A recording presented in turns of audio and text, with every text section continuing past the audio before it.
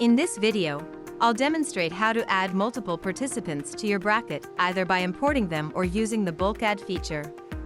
First, navigate to the Participants section in the bracket editor. Once there, click on the Add Bulk button. This allows you to add multiple participants at once by entering their names, each on a new line.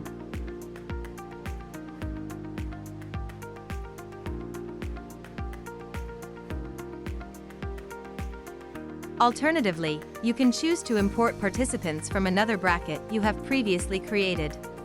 You have the option to select specific participants or import them all.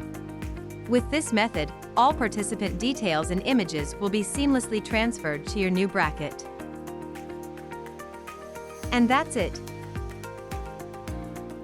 For more tips and how-to videos, be sure to check out our website and YouTube channel.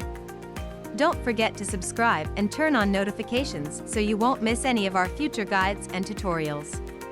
Thank you for watching, and happy bracketing!